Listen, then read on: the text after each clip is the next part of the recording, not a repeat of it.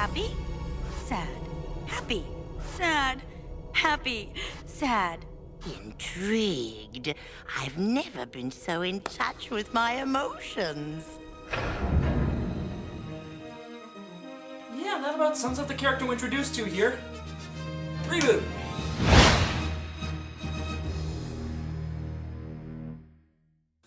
We open on Dot's diner with several vid windows that show Enzo has started a new delivery business. Needless to say, he's not doing that well. Is this a sign of things to come? Yeah, I remember hating Cecil's guts as a kid, and now I remember why. Enter Bob and Dot, and after checking up on Enzo, they head downstairs to mend a small tear Dot found. Sometime later, Enzo gets a call from Megabyte, who asks him to deliver a package to another virus by the name of Hexadecimal. Enzo is initially hesitant, but Megabyte easily convinces him by appealing to his sense of adventure. So much for the answer always being no when it comes to Megabyte. But after Megabyte closes the vid window, we track out to reveal a strange cat ball thing spying on him gloating. Cut back to the diner, and after Bob fixes the tear, a much smaller one than we saw in episode 1, so chances are this can't really be turned into a portal. Enzo tells them that he's off to Hexadecimal's lair in Lost Angles to deliver the package. Realizing how dangerous this is, Dot opts to send Bob instead, and after scanning it to reveal a mask with what looks like a clock embedded in the forehead, Bob agrees, thinking nothing of it. Yeah, Bob's a bit of a meathead in these earlier episodes. And it's here where we're introduced to Mainframe's resident psycho-virus, Hexadecimal, voiced by Shirley Milner, whose shtick is that she wears different masks to portray different emotions. Most of which are just variations of bat crap insane, as we'll come to see in later episodes.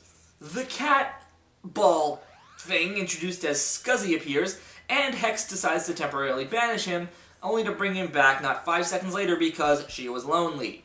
Scuzzy reveals that Megabyte implanted a delete command, essentially a bomb, into the mask. So Hexadecimal devises a plan of her own.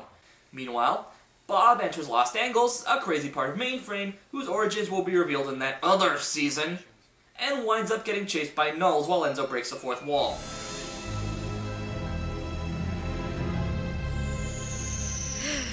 This is the way it always goes. I miss all the cool stuff.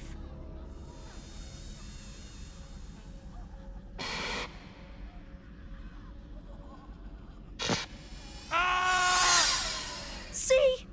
Well, if I can't make the delivery, I can always watch. Like I said, he's a token 90s kid. Luckily, Bob is saved when Hex transports him into her lair, and after opening the package, opts to stick the mask on Bob's face and send him to the tour instead, claiming that he'll have to return it to Megabyte, something Enzo neglected to tell him earlier. Luckily, after Bob's shot out of Hex's lair, Enzo manages to overhear Hex monologuing, and after revealing this to Dot, they fly off to save Bob when it happens. Thank goodness he slowed down. Oh no, not now.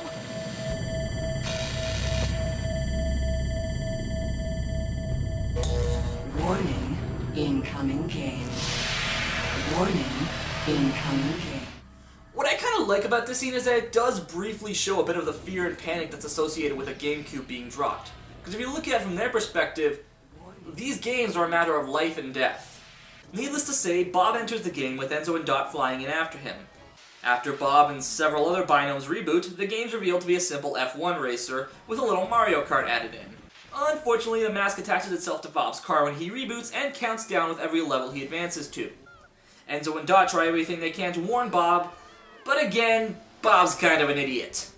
Dot? Your car is a bomb! You're telling me it only comes with one nitro! No! The mask was really... Eventually, both Dot and Enzo's cars are taken out by the user, so they opt instead to commandeer a truck and use the tanker to block off the finish line. Unfortunately, Bob winds up crashing his vehicle into the tanker and the bomb goes off. Luckily, he was able to use Glitch to save himself at the last minute, again, but realizes that the delete command corrupted the game's data and caused some kind of singularity. It's an infinite data ELSIF loop. What's that mean? It means run like you've never run before! They manage to hide behind a sturdy wall with Binomes and the game basically implodes on itself.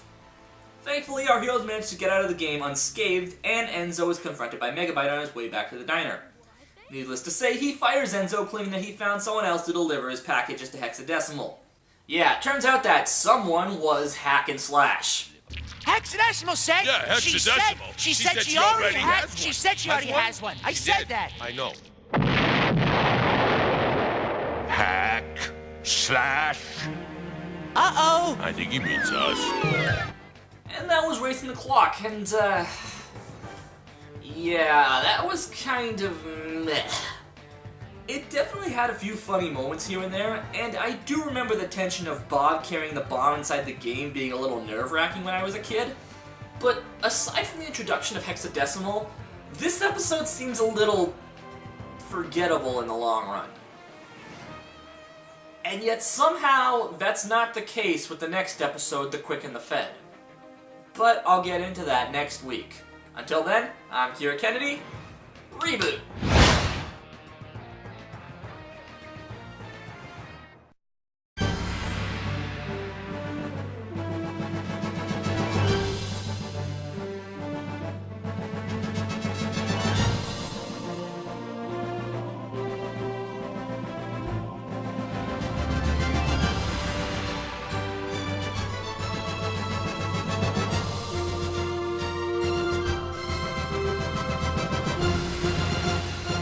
Peanut butter disaster.